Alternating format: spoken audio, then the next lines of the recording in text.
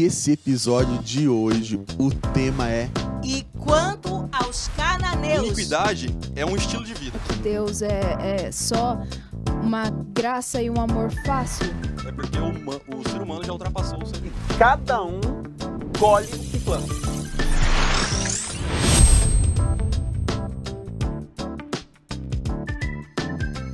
E aí, pessoal, bem-vindos a mais um episódio da nossa segunda temporada do Talkcast. Agora o que é esse? E é o 5º episódio. E não estou só. Fabi, tudo bem com você? Tudo bom, Rodrigo? Essa semana foi muito boa pra mim, eu estou muito feliz. E você, como é que você passou? Nossa, tô bem demais. Essa lição tá sendo fantástica. Verdade. Tem nos surpreendido, né? Sim, super atual. E o que o pessoal que tá nos assistindo tem que fazer agora, Fabi? Se você ainda não segue o nosso Instagram, você tem que ir lá e seguir. Tá aparecendo aqui a nossa rede social e você é convidado a nos seguir, a curtir, a comentar também, por favor, gente, e a compartilhar com seus amigos.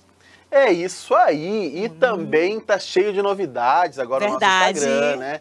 Tem fotos dos bastidores, tem erros de gravação, tem enquete. E tem semana que tem até prêmios, Fabi. Opa, isso é legal mesmo. E o tema da lição de hoje, qual é, Fabi? E quanto aos cananeus?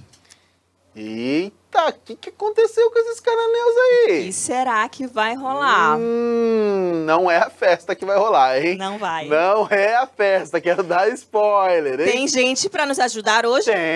Tem os nossos convidados, novinhos, Opa! nova temporada, novos convidados. Nós vamos começar com as damas. Muito bem-vinda! Quem és tu? Muito obrigada pelo convite, eu estou muito feliz de estar aqui gravando, participando desse Talkcast especial. Meu nome é Betânia, eu tenho 20 anos, sou estudante de Direito, estagiária, sofro, Eita, estagiando, como todo estudando, estagiário. acontece. Que mais? Sou da Igreja Central de Cuiabá, também um alô para Central. E acho que é isso.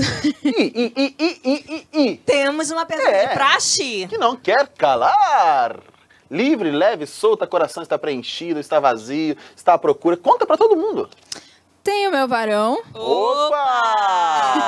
Amém. Achei um varão abençoado. Estou já há 2 anos namorando. Olha só. Graças né? a Deus.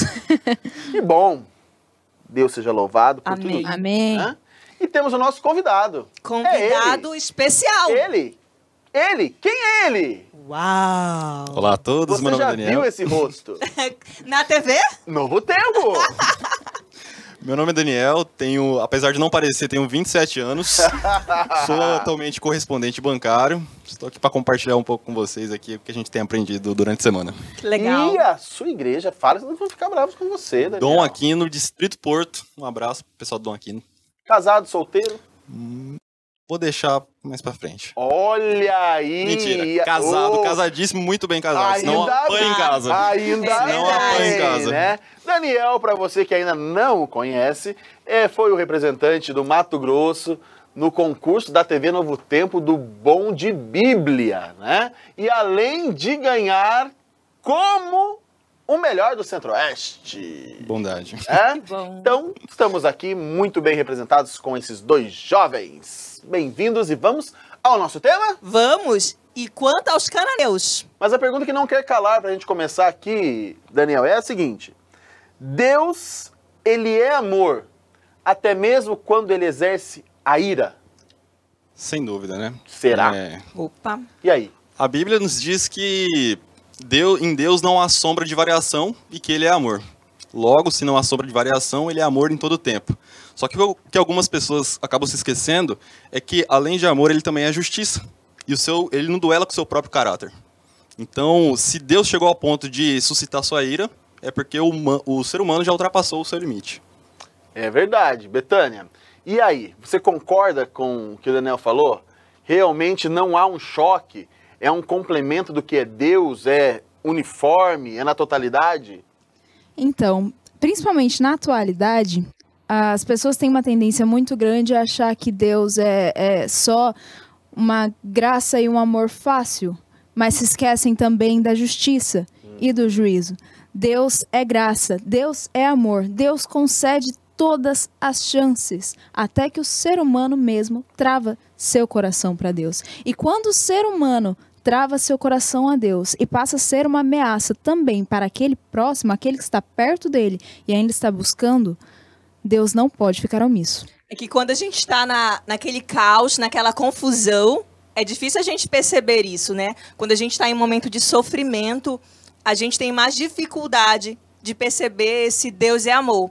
Porque é uma frase que a gente fala para todo mundo. Não, Deus é amor, Deus é isso, Deus é amor. Mas realmente a gente precisa ver esse peso de Deus, esse Deus de amor e de justiça, né? E cada um colhe o que planta. E aí? Realmente é isso? Cada um colhe o que planta? Bom, até certo ponto. Só para contextualizar. Se fôssemos colher aquilo que plantamos, seria a morte. E Deus, em sua infinita misericórdia, vai adiando essa colheita. Até o momento que não dá mais. A colheita vai chegar e aí cada um vai colher o que plantou. Mas e os cananeus? E aí? Bom, os cananeus foi um ponto interessante. Se for em Gênesis capítulo 15, você vai ver uma promessa feita a Abraão de que as terras de Canaã seria dada à descendência de à descendência de Abraão. E Deus fala o seguinte: eu não vou te dar agora, Abraão, porque a taça da iniquidade deles ainda não está cheia. Uau. E um ponto que muitas pessoas confundem é a diferença entre pecado e iniquidade. Certo. Pecado é um tropeço. Iniquidade é um estilo de vida. Então, a partir do momento que você erra, você tem o direito de corrigir, mas se você torna o erro um estilo de vida e passa a errar constantemente naquele mesmo item, naquele mesmo ponto, isso passa a ser iniquidade. Então, no caso dos cananeus, o que aconteceu com eles?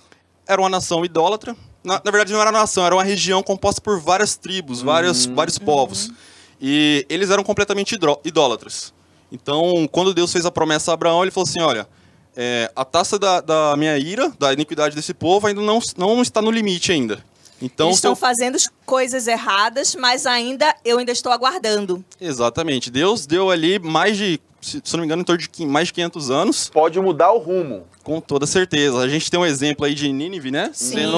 Jonas sendo enviado a Nínive para pregar e salvar aquele povo. E que realmente aconteceu. Estava ali na borda da taça derramando, né? Verdade. Esse é um ponto complicado porque muitas vezes as pessoas leem esse verso e pensam que Deus estava simplesmente esperando, ali parece que ávido, querendo punir os cananeus, pela expressão que é usada. Porque se usa, ainda não se encheu a medida de sua iniquidade, como se Deus estivesse esperando encher para ir, vou soltar raios, vai tudo explodir. Não. E às vezes parece assim que Deus tem, assim, algumas pessoas têm a concepção que parece que Deus tem prazer em punir. Na verdade, não. Ele corrige a fim de que você se volte. Em Jeremias, Deus fala expressamente, eu tenho quase certeza que é Jeremias, alguma coisa, Deus fala expressamente que não quer que o mal, que aquele que está em iniquidade, né, que o mal seja morto, mas que ele viva, que ele sobreviva também. E nós temos exemplos de profetas que viveram para ministérios em outras nações. Sim. O foco fala muito da trajetória de Israel na Bíblia, mas nós temos, por exemplo, Obadias, que exerceu todo o seu ministério para a nação de Edom. Os edomitas eram um povo que lutou por Israel. É a busca do Senhor, né? Deus busca aqueles que estão perdidos ou aqueles que estão vivendo em outros caminhos, né? Então, independente da situação, ele está sempre buscando arrependimento, buscando trazer aquelas pessoas para si. É que as pessoas acreditam muito naquilo que elas alimentam ao decorrer das suas vidas e que trazem como carga das suas famílias, da cultura de onde eles vivem, né? Então, há muitas pessoas que pensam assim, pau que nasce torto, morre torto. Não tem conserto. Filho de peixe, peixinho é, né? E não é sempre assim. Não, por quê? Porque isso aconteceria se nós tivéssemos um destino traçado, uma linhagem já resolvida, né? Mas quando Deus criou o homem e a mulher e colocou neles o livre-arbítrio... Palavra-chave. Que é essa palavra-chave, cada um é o dono da sua história. Pode reescrever, mesmo que o passado seja um passado trágico. Teve uma coisa que eu aprendi num filme muito sábio, muito profundo, que se chama De Volta para o Futuro. Não sei quantos de vocês conhecem. Quando ele volta no tempo e muda uma coisa, toda a linha do Sim. tempo é diferente. Muda-se tudo. Não existe uma linha sempre igual. As coisas mudam. E é assim que Deus sabe todo o futuro. Deus sabe tudo que vai acontecer. Mas ele tem controle sobre cada uma das linhas que nós podemos escolher viver.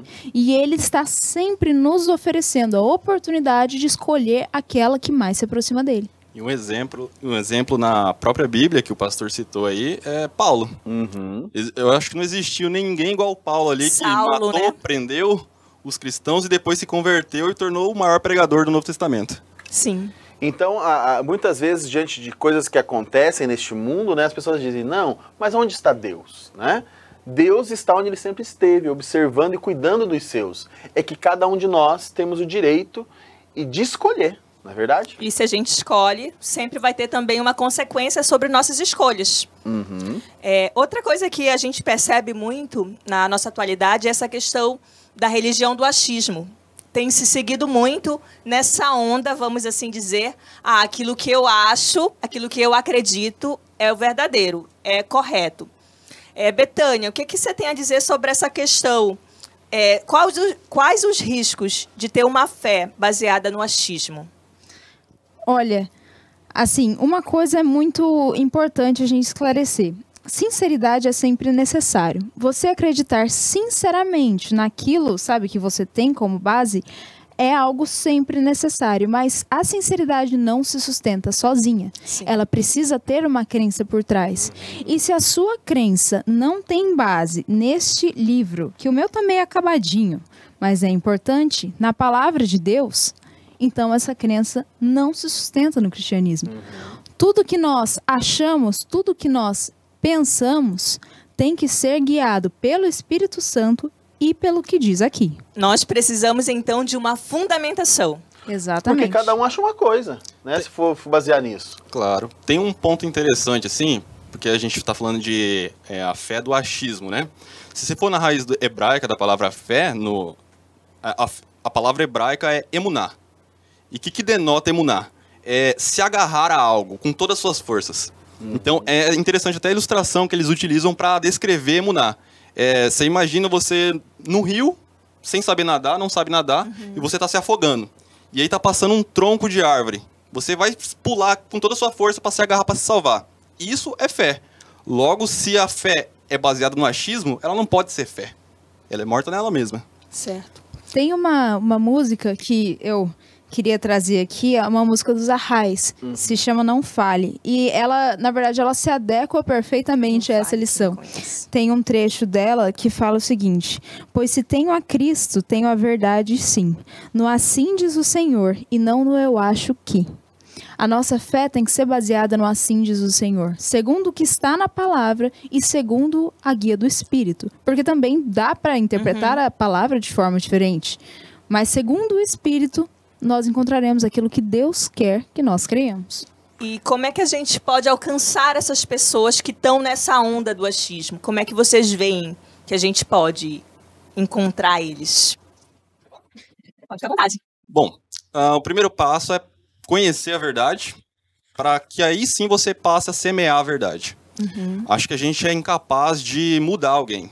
A gente não tem esse poder de transformar uma pessoa. Mas a gente pode semear aquela sementinha da verdade no coração dela. E aí o trabalho de fazer crescer essa verdade no coração dessa pessoa é do Espírito Santo, é de Deus. Às vezes a gente confunde, a gente quer fazer o pacote completo, né? A gente quer levar a verdade, que é o que Deus pediu para cada um de nós, que é a mensagem do Evangelho, mas a gente quer convencer a pessoa e fazer a pessoa tomar decisão. Que daí é o que você disse, reforçando, que não é um papel nosso. Do é um papel Espírito Santo. do Espírito Santo. E é interessante, assim, que se você for extremamente insistente para a pessoa aceitar aquilo, acaba se tornando chato, ela vai se afastando, não por não ser verdade, mas ela vai tomando uma raiva, sabe, um nojo, tipo, eu não aguento mais ouvir isso. Então, a gente tem que tomar muito cuidado na hora de passar a mensagem da verdade para as pessoas de maneira amorosa, branda, porque ela se sinta acolhida e não obrigada a fazer. E há um fator essencial ainda nessa missão de passar a mensagem, que é de fato uma coisa tão tênue entre insistir e passar demais, certo? A oração. Nós sempre conhecemos alguém que precisa dessa palavra, oremos para que essa pessoa seja um dia alcançada, para que o Espírito Santo trabalhe no coração dela. Porque de nada adianta essa pessoa ter uma curiosidade se o Espírito Santo não abrir o coração dela para entender o que está escrito nessa palavra. Nós temos que lembrar que tudo tem o momento certo, a hora certa e a oportunidade que Deus nos dá para compartilhar isso. Gente, esse tema é um tema assim que dá pra gente divagar aqui e vai pra gente discutir por muito tempo. Mas o nosso objetivo é que você também sinta isso. Que mais fala sobre esse tema? Como que nós vamos discorrer sobre isso? A lição dessa semana vai falar sobre isso. Cada dia traz aqui o alimento para cada um de nós. Então acompanhe os nossos episódios, compartilha com a galera, com os seus amigos e vamos fazer com que essa mensagem realmente chegue a cada um dos corações. Gente, muito obrigado. Obrigada. Até o próximo episódio, porque agora o que é esse?